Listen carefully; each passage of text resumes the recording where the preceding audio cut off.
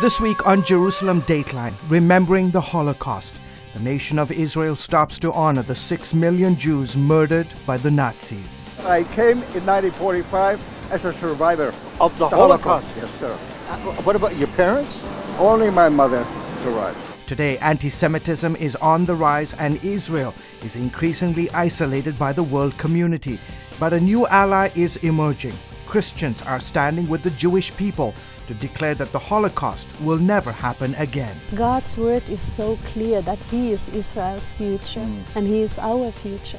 So we have every reason to be hopeful, and whatever we will have to go through, He is going to give us the strength. All this and more on this week's edition of Jerusalem Dateline. Hello and welcome to this special edition of Jerusalem Dateline. I'm Chris Mitchell. We're coming to you this week from Yad Vashem, Israel's memorial to the victims of the Holocaust. And this is the Avenue of the Righteous Gentiles, dedicated to those who helped save Jews during the Holocaust. On Holocaust Memorial Day, Israelis reminded the world that the genocide of 6 million Jews must never be forgotten. And many Israelis remember how terrible it was because they lived through it. Scott Ross spoke with Holocaust survivors and historians here at Yad Vashem to bring us this story. Walk down any street in Israel and chances are you'll meet a Holocaust survivor. I was in the war, yes. You were in the war? I was in Germany, and my mother come back and my father not come back. I came in 1945 as a survivor Of the Holocaust? Yes, sir. What about your parents? Only my mother survived. Some estimate 125,000 people survived the camps, and thousands of others were in other places. 85-year-old Asher Ud is one of them. He often talks to groups at Yad Vashem and tells them how he survived. Do you think it's a miracle that you survived all this? Only miracle. Miracle. Only miracle. Because many people who were in the camps, one of their cries was, "Where's God?" Did you ask that question? Through the war, I didn't ask questions. No. I was busy every second, every minute, every hour, maximum every day to fight to stay alive. Right. So I didn't do anything. Right. Today, if you ask me, Ansel, how did you survive? Right. I said, I didn't run away, I didn't fight. I'm not religious, but I point upstairs. I believe in God.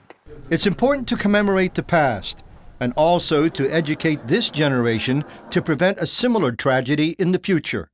And that's what Yad Vashem, Israel's main Holocaust memorial in Jerusalem, is all about. Yad Vashem comes from the book of Isaiah, and where there's a promise of God that He will create a Yad Vashem. And Yad Vashem, in the context in the Hebrew, really means an eternal memorial. I asked Yad Vashem's Robert Rosette about the Holocaust and anti-Semitism then and now. Well, first of all, anti-Semitism, which is at the heart of the Holocaust, right? Because the Nazis have a hateful ideology that's racist and anti-Semitic, and their racial arch-enemy is the Jew, and that's also, again, part of an unfolding anti-Semitism that's been with us in the Western civilization for about 2,000 years. Rosette said he didn't think a Holocaust would happen today in the same way, but Jewish people must be on guard because some anti-Semitism is genocidal. Do you see that there is a correlation between Islamic terrorism and this Jew hatred that occurs today now? The radical Islam, it's fundamentally very anti-Semitic. That, of course, doesn't mean that all Islam is that way, but that kind of Islam at times really talks in genocidal terms. You listen to Ahmadinejad in Iran several years ago. He was already just threatening Israel, with the right to exist. Is there a resurgence of anti-Semitism in Europe, for instance?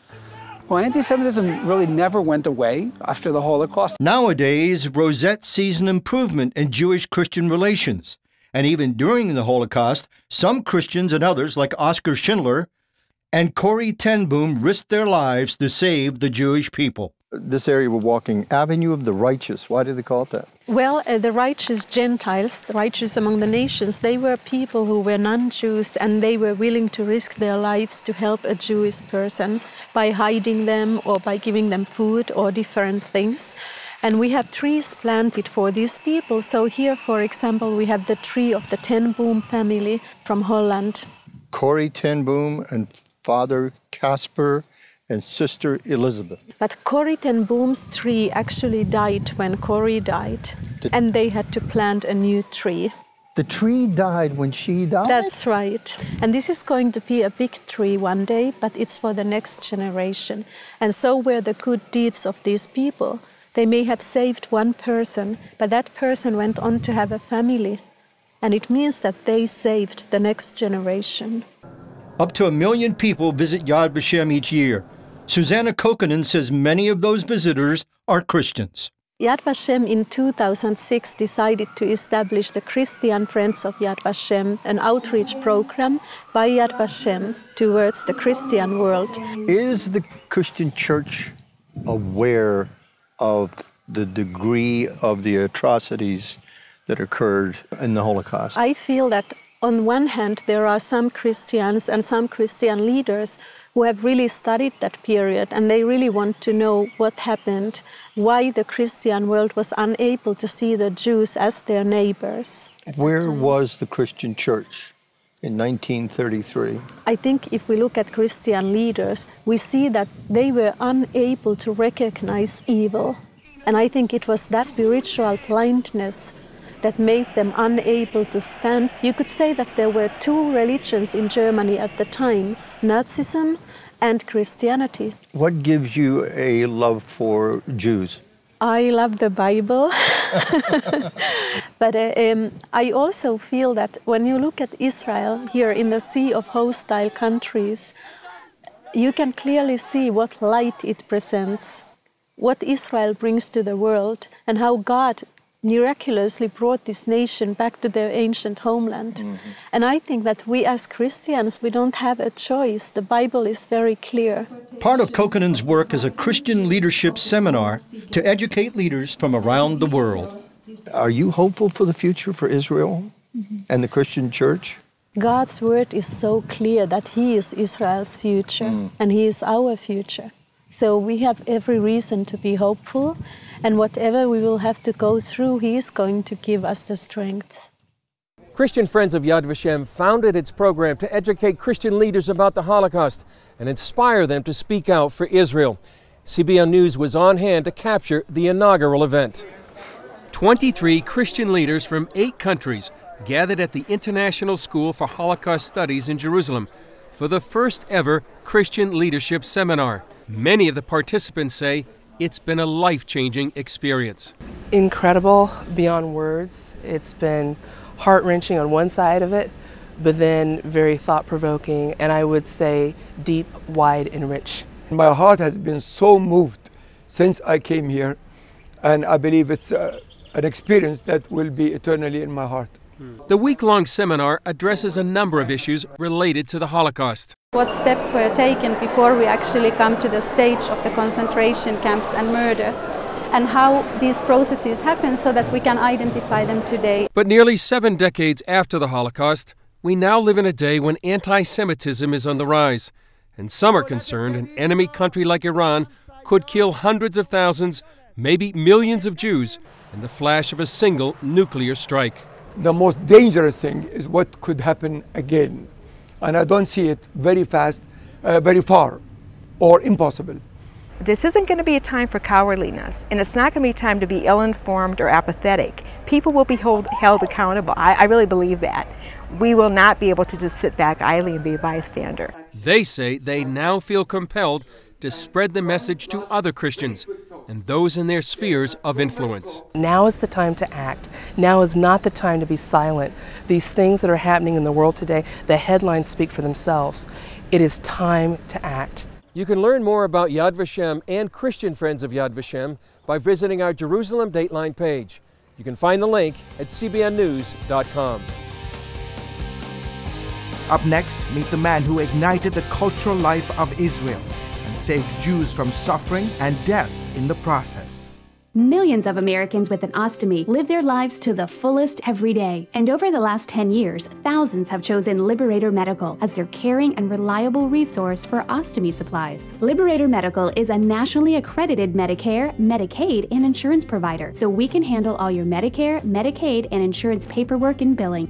and Liberator Medical has been chosen as a preferred supplier by all the leading ostomy manufacturers, including Coloplast, Hollister, Convatec, and Generics. We supply all these leading ostomy brands so you can always get the ostomy supplies and accessories you want and trust. And all of our ostomy care specialists are product certified by the manufacturers. Shipping is free and discreetly delivered right to your door. Unhappy with your present ostomy supplier? Call Liberator Medical and ask about our free ostomy sampling program. We also offer catheters and urological supplies. Call 1-800-513-3076. That's 1-800-513-3076. Pat Boone here with some good news you can trust. Today, our faith, families, and our freedoms are under attack. Polls say 2 out of 3 Americans no longer trust government. A stalled economy, weakening dollar, and politicians willing to steal money from our children to waste on unfixable problems. So, whom can you trust? Well, our money still says in God we trust. But do we? Or have we quietly allowed the things we hold sacred to be stolen by the enemies of traditional values? Today, our government spends almost twice its income, running up a tab for future generations into the hundreds of trillions. How can you stop this from happening to your family? Well, it's all covered in a fantastic new book, The Great Withdrawal by Craig Smith and Dr. Lowell Ponte. Every American needs to read this book. Why don't you call now for a free copy of The Great Withdrawal? It's the simple truth you can trust. The Holocaust Memorial behind me is located in the Jerusalem Hills. We showed you the Avenue of the Righteous Gentiles, but there were many Jews who saved lives during the Holocaust as well. And one of them could be considered a superhero because he rescued hundreds of Jews from Nazi death camps, and he did it with music.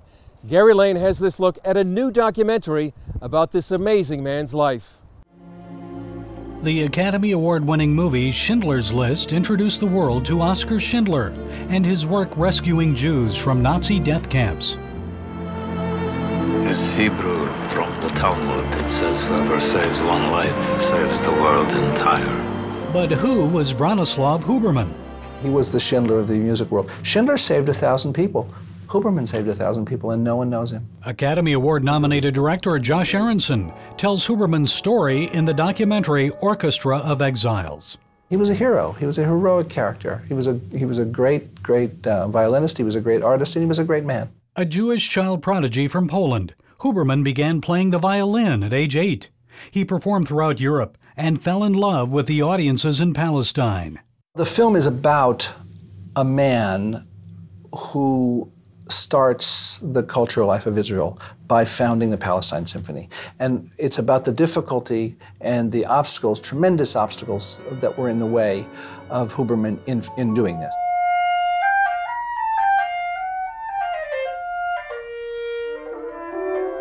It was before concentration camps. It's before we knew what was coming in Germany.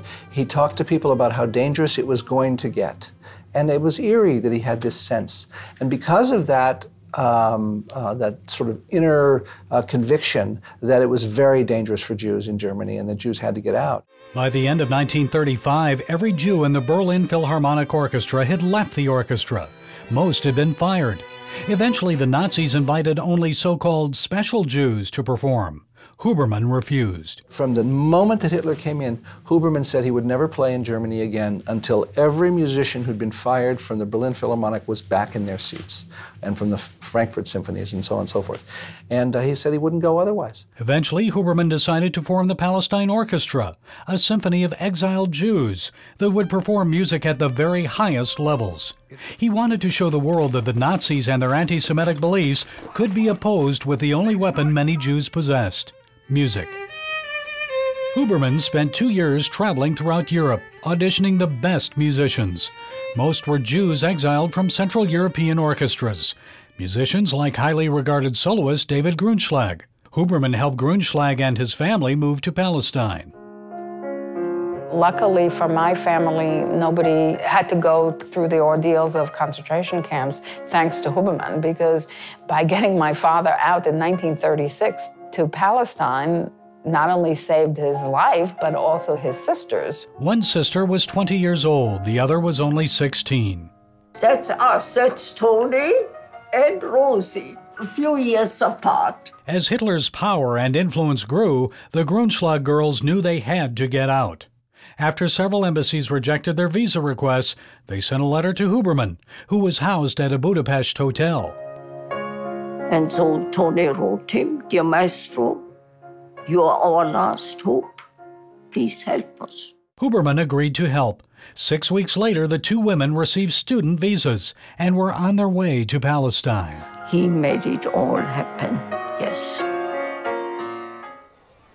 We knew any Jew, he gets out of Europe, he's probably saved his life, or at least spared him a lot of misery, a lot of suffering.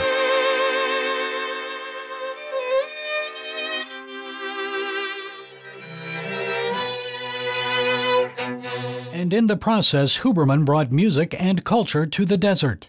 It was a big deal coming to a land where the culture is almost non-existent, but everybody is very, very thirsty for it. There was a lot of excitement in the air, you know, hustle and bustle. This was a country in the making. Led by Italian conductor Arturo Toscanini, the Palestine Symphony performed its first concert on December 26, 1936. The event was broadcast on radio and heard by millions around the world. Huberman also started a music school. He insisted that all symphony players instruct others, so a new generation of musicians could be built in Palestine.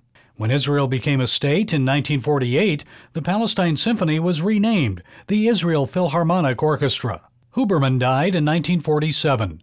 Though he never heard his orchestra perform the Israeli national anthem, the Hatikva, his legacy lives on. So there is this evolution, the seeds of culture that Huberman planted here, that he brought from Central Europe. We are reaping its rewards today, and we will continue to reap its rewards. I imagine you're a great admirer of Huberman. I am a great admirer of Huberman. What do you admire the most about him? For a man to stand up against intolerance and sacrifice so much of himself and to change himself in doing it. He saw something happening in the world that demanded a response. And so many people today, and this is, I hope, the lesson of the film, so many people are so quick to look the other way. Aronson's film helps people look at Nazi anti-Semitism and see how one man not only used music to save hundreds of lives, but also to restore a little bit of humanity to an entire world. Gary Lane, CBN News. Up next, a famous World War II battle and the little-known fact that made a big difference for the Jewish people. Attention sleep apnea patients. Are you tired of the expense and hassle of getting your CPAP and BiPAP supplies? Are you fed up with dealing with ill-fitting, leaking, or worn-out masks and straps? Are you worried about the effects that unsanitary tubes, cushions, and filters have on your health?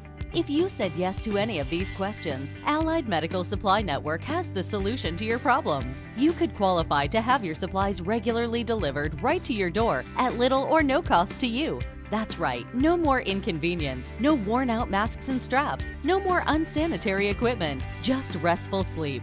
Call Allied Medical Supply Network today to determine if you may qualify to receive your fresh, brand-name supplies at little or no cost. Don't delay. Call us now to see if you are eligible to save money on regular delivery of your CPAP and BiPAP supplies. Call 1-800-815-9947. That's 1-800-815-9947. Or go to cpapsupplyhelpline.com.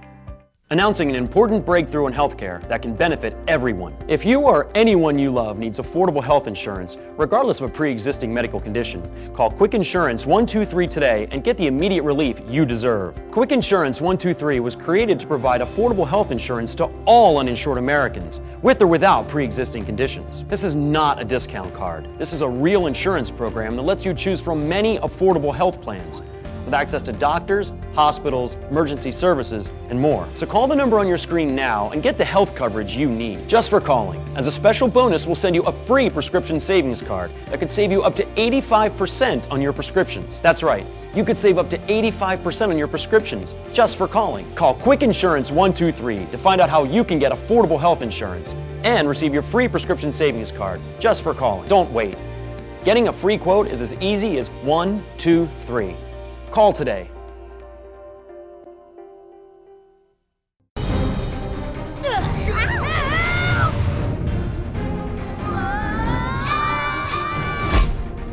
are we? I cannot lock in on our time or location. Amazing. Which tribe is he from? You want the savior of the world to be born in a stable? History's in the making, mister. Do you want it or not? Daniel, you have to listen to us. And who might you be? You're in great danger.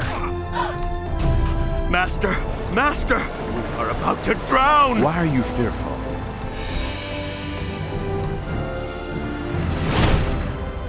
I say to you, arise. I have been healed!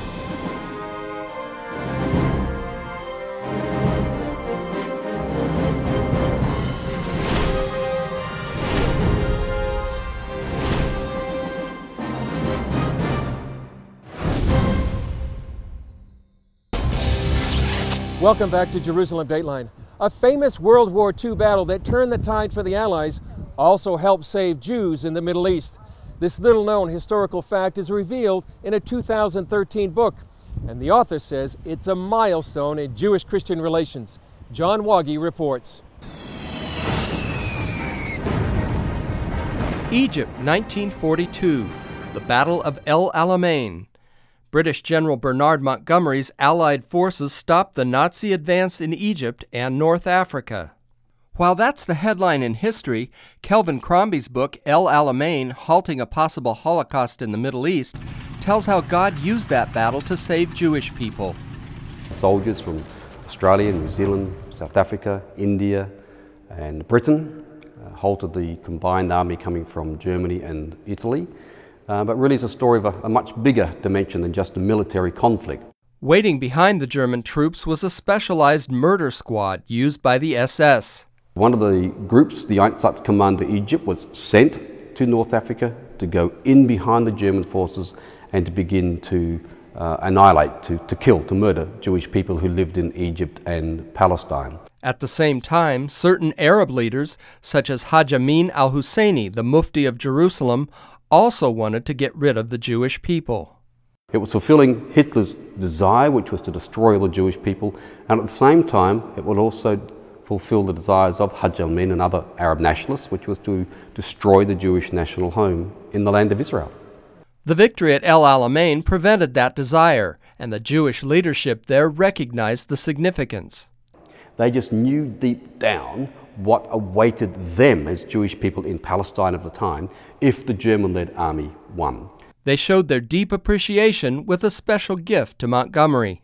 And the Jewish leadership itself in the land of Israel, at the conclusion of the Battle of El Alamein at some time, they presented the British commander, Field Marshal Montgomery, a gift of gratitude. It was a Bible, and with it were these words: to Field Marshal Viscount Montgomery, the gallant leader of the victorious British forces, by whose hand God has placed salvation in Zion in the days of El Alamein. So they understood the significance. Crombie came across the Bible stored in a cupboard in England and brought it to Israel, where it's displayed at Christ Church in Jerusalem's Old City. For them it was just a Bible. But having lived here and having interviewed and spoken to so many people, I was very, very aware of the significance, the historical and contemporary significance of that Bible. Crombie says it's important for Christians to remember history. It's another part of the jigsaw puzzle, how Gentile Christians and Gentile nations, imperfect as they were, not even saying that they were Bible believers, understood the scriptures, but somehow in God's sovereign purposes, He still used them to bring about the fulfillment of His wonderful purposes. John Wagi, CBN News. Coming up, there are fewer and fewer Holocaust survivors living in Israel, and many are destitute. But one Christian ministry is helping them live out their last days in dignity. Do you have an idea for an invention or a new product? Brian and Alice Jagosh, the inventors of the halftime drill driver, did. They invented a power drill attachment that lets you drill, flip, and drive in seconds. Brian and Alice licensed their invention to the company that brought you the Snuggie, and it's now selling in major retailers nationwide. Look for the Invent Help Caveman on the package. If you have an invention that you would like to try to patent and submit to companies for possible review and want free information on how Invent Help may be able to assist you, call now. Invent Help is America's largest inventor service company with sales offices in more than 60 cities nationwide. Call Invent Help today for free information. Our clients made a financial gain with their invention, but this is just their individual result. Brian and Alice's experience is not typical, as only a very small number of inventions are licensed or sold in stores. For your free inventors information, call 1-800-559-8567. That's 1-800-559-8567.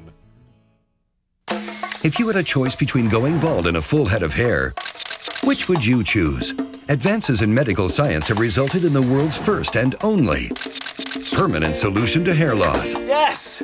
You wash it, you cut it. It's your own real, naturally growing hair. When it comes to hair restoration, no one in the world has more experience than Bosley. The results look completely natural and are affordable on nearly any budget. But the entire process can't be explained in 60 brief seconds. So to find out more about this clinically proven and permanent solution to hair loss, call now to receive your free no-obligation information kit. It'll answer all of your questions about hair loss and hair restoration. Plus, we'll also send you this $250 gift certificate just for calling. Every day you wait, you're losing more hair. So don't put it off any longer. You owe it to yourself to find out the facts. Choose hair.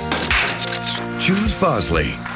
Call 800-868-9957. That's 800-868-9957. Christians in Israel are showing their support for Holocaust survivors.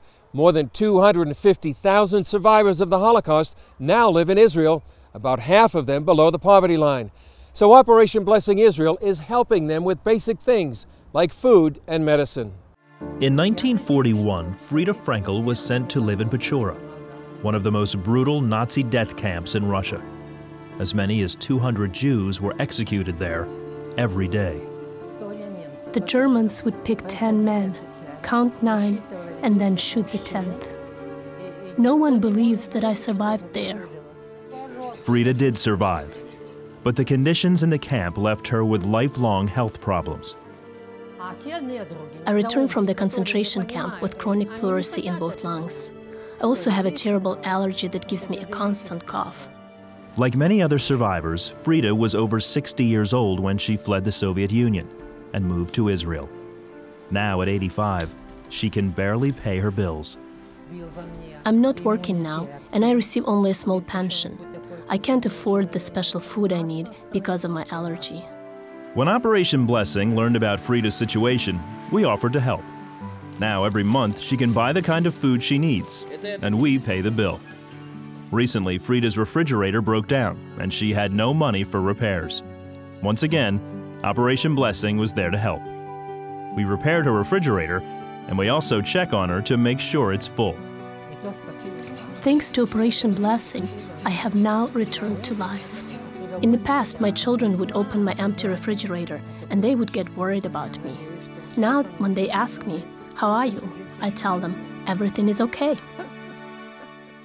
Once again, check out the Jerusalem Dateline page on cbnnews.com if you'd like to learn more about the ministry to Holocaust survivors. Well, that's it for this special edition of Jerusalem Dateline. I'm Chris Mitchell. We'll see you next time right here in Jerusalem.